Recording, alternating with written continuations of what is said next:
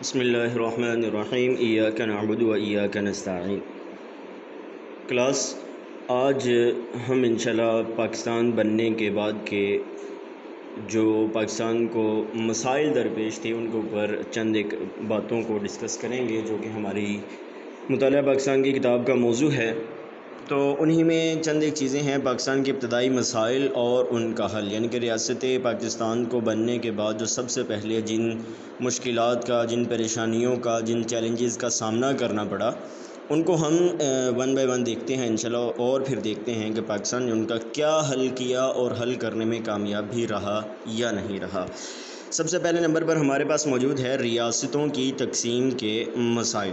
پس منظر کی اگر ہم بات کریں تو کہتے ہیں کہ آزادی کے وقت متعدد مقامی ریاستوں نے پاکستان کے ساتھ الحاق کا فیصلہ کیا۔ کیا مطلب ہے اس بات کا؟ یعنی کہ پاکستان جب بن گیا تو بہت ساری ریاستیں ایسی تھیں جنہوں نے پاکستان کو پہلے ہی قبول کر لیا تھا، جن کے اندر چائنا تھا، سعودی عربیہ تھا، اور اسی طرح سے چند ایک دیگر ملک تھے جنہوں نے پاکستان کو بطور ریاست علیحدہ ایک تسلیم کر لیا تھا۔ دوسرے نمبر کے اوپر اگر ہم بات کریں تو وہ ہے مناودر اور جوناگڑھ۔ کون کیا چیز ہے جی؟ یہ کہتے ہیں پاکستان سے الحاق کا اعلان کیا، لیکن بھارت نے 9 نومبر 1947 کو ناجائز قبضہ کر لیا ان کے ساتھ، یعنی کہ پاکستان کے ساتھ انہوں نے بھی الحاق کر لیا کہ ہم پاکستان کے ساتھ مل کر، یہ علاقے ہیں جوناگڑھ کے اور مناودار کے، یہ دو علاقوں نے بھی پاکستان کے ساتھ الحاق کر لیا کہ ہم ریاست پاکستان کا حصہ بننا چاہتے ہیں، ان کے ساتھ شامل ہونا چاہتے ہیں، لیکن 9 نومبر 1947 کو انڈیا نے اس کے اوپر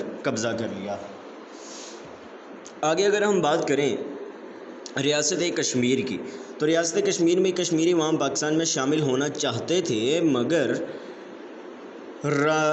راجہ نے بھارت کے ساتھ الحاق کا ڈرامہ رچایا۔ 1948 کی جنگ میں آزاد کشمیر حاصل ہوا، یعنی کہ ریاست جو کشمیر ہے ہماری، وہ بھی پاکستان کے ساتھ الحاق کرنا چاہتی تھی، مقبوضہ کشمیر سے نام سے جسے ہم آج جانتے ہیں، وہ بھی پاکستان کے ساتھ الحاق کرنا چاہتے تھے، لیکن 1948 میں راجہ نے بھارت کے ساتھ الحاق کا جو ڈرامہ رچانے کے بعد جو ہے اس کو ہمارے ہاتھوں چھین لیا، اور اسی سے کچھ حصہ جو ہمارے ہاتھ آیا اسے ہم آزاد کشمیر کا نام دیتے ہیں۔ ریاست بہاولپور بھی اسی طرح سے ہے۔ قائد اعظم کی قیادت پر کامل اعتماد کرتے ہوئے پاکستان میں ریاست بہاولپور نے بھی شمولیت اختیار کری۔ یہ چھوٹی چھوٹی ریاستیں تھیں، جیسے ہمارے یہاں پر اس وقت اگر ہم موجودہ ریاستوں کے پس منظر میں اس کو سمجھنے کی کوشش کریں تو جیسے ہمارے یہاں پر اس وقت صوبے ہیں، اس طرح سے پہلے ریاستیں تھیں۔ آئیے دیکھتے ہیں کہ انتظامی اور آئینی مشکلات کس طرح کی تھی جن کا پاکستان کو سامنا کرنا پڑا۔ سب سے پہلے ہم آئینی مسائل کے اوپر اگر ہم بات کریں تو کہتے ہیں کہ آئین کا نہ ہونا۔ کیا میں پاکستان کے وقت ملک کے پاس اپنا تیار شدہ کوئی آئین موجود نہیں تھا، جو نزائیدہ ریاست کے لیے بہت کانسٹیٹیوشن یعنی کہ ایک بہت بڑا چیلنج تھا۔ ظاہر سی بات، اگر ایک ریاست آپ بنا رہے ہیں تو اس ریاست کو چلانے کے کوئی اصول، کوئی قانون وضع کیے جاتے ہیں، اور جو کہ پاکستان کے پاس اس وقت نہیں تھے۔ عبوری آئین کہتے ہیں کہ عارضی طور کے اوپر گورنمنٹ آف انڈیا ایکٹ 1935 کو ضروری تبدیلیوں کے ساتھ ملک میں نافذ کیا گیا تاکہ نظام حکومت چلایا جا سکے۔ مجازی طور کے اوپر انڈیا کا ہی قانون لاگو کر دیا گیا، اس کے اندر چند ایک ابتدائی تبدیلیاں کرنے کے بعد کہ ایک دفعہ ملک کا نظام باغ دوڑ کسی طرح سے چلائی جا سکے۔ اس کے بعد جو پاکستان کا اپنا آئین ہے اس کو ترتیب دے لیا جائے گا۔ اس کے بعد آ جاتے ہیں جی، اس کے بعد ہمارے پاس آ جاتے ہیں انتظامی مسائل کی۔ اگر ہم بات کریں تو کہتے ہیں کہ نیا دارالحکومت، کراچی کو نیا دارالحکومت بنایا گیا، جہاں تمام مرکزی دفاتر کی بنیاد زیرو سے رکھنی پڑی۔ پاکستان ظاہر سی بات ہے ہر ملک کا ایک دارالحکومت ہوتا ہے جہاں سے ملک کے تمام تر معاملات کو، آئینی، انتظامی اور دوسرے معاشی سماجی معاملات کو کنٹرول کیا جاتا ہے، دیکھا جاتا ہے، نئے قوانین بنائے جاتے ہیں۔ تو سب سے پہلے اور بنیادی طور کے اوپر جو ہمارا دارالحکومت بنا وہ کراچی بنایا گیا۔ اس کے بعد آ جاتا ہے بنیادی سامان کی کمی۔ کیا ہے جی؟ اس کے اندر دفاتر، فرنیچر اور ضروری سامان کی شدید ترین قلت تھی۔ افسران نے خیموں میں بیٹھ کر کام کا آغاز کیا۔ تیسرے نمبر پر ہمارے پاس جو انتظامی امور میں کمی تھی وہ حکومتی عزم، اس کا بھی ہمیں بہت سامنا کرنا پڑا کہ تمام تر رکاوٹوں اور وسائل کی کمی کے باوجود مرکزی حکومت نے ملک کو مضبوط بنیادوں پر کھڑا کر دیا۔ اس کے بعد آگے اگر ہم بات کریں کہ مہاجرین کی آباد کاری، تو یہ بھی ایک بہت بڑا مسئلہ تھا۔ ہجرت کا عظیم بحران، قانون آزادی ہند کے تحت سرحدوں کی تقسیم کے بعد تاریخ کی سب سے بڑی ہجرت کا آغاز ہوا۔ یہ بات ذہن میں رکھیں کہ ہجرتیں دنیا کے اندر ہوتی رہتی ہیں، لوگ ایک علاقہ چھوڑ کر دوسرے علاقے کی طرف چلے جاتے ہیں، لیکن انسانی تاریخ کی سب سے بڑی ہجرت جو ہوئی ہے کہ لوگ لاکھوں اور کروڑوں لاکھوں کی تعداد میں ایک خطے کو چھوڑ کر دوسرے خطے کی طرف روانہ ہوئے تھے، وہ جو ہجرت تھی وہ ہجرت پاکستان تھی۔ آگے دیکھتے ہیں جی، قربانیاں کیا دی گئی ہیں۔ لاکھوں ہندوؤں اور سکھ بھارت منتقل ہوئے، جبکہ لاکھوں مسلمان پاکستان آئے۔ اس سفر میں لاکھوں مسلمان شہید ہوئے اور بے گھر بھی ہوئے اور ان کی جائیدادیں بھی لوٹ لی گئیں۔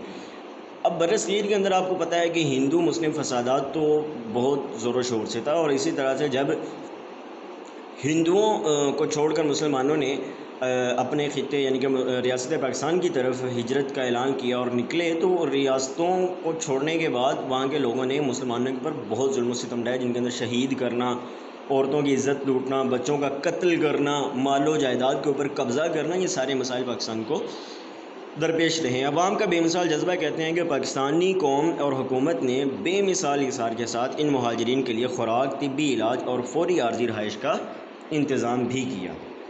آگے دیکھتے ہیں جی، ابتدائی مسائل پر قابو پانے میں کامیابی کے حوالے سے پاکستان کی کیا کارکردگی رہی ہے۔ پسماندہ علاقوں کی ترقی کے بارے میں اگر ہم بات کریں تو کہتے ہیں کہ نقل و حمل اور مواصلات کے نظام کو تیزی سے بہتر بنایا گیا تاکہ ملک کے تمام حصوں کا رابطہ بحال ہو سکے۔ نقل و حمل کا مطلب یہ ہے کہ سواریاں، بسوں کا اور اسی طرح سے آنے جانے کے جو چیزیں سہولیات ہیں ان کو زیادہ سے زیادہ رستے بنائے گئے، ان کے لیے سواریوں کا انتظام کیا گیا، اور مواصلات یعنی کہ ریڈیو کی صورت میں ایک دوسرے سے رابطہ کرنا، خط و کتابت کے ذریعے سے ایک دوسرے کے ساتھ رابطہ کرنا۔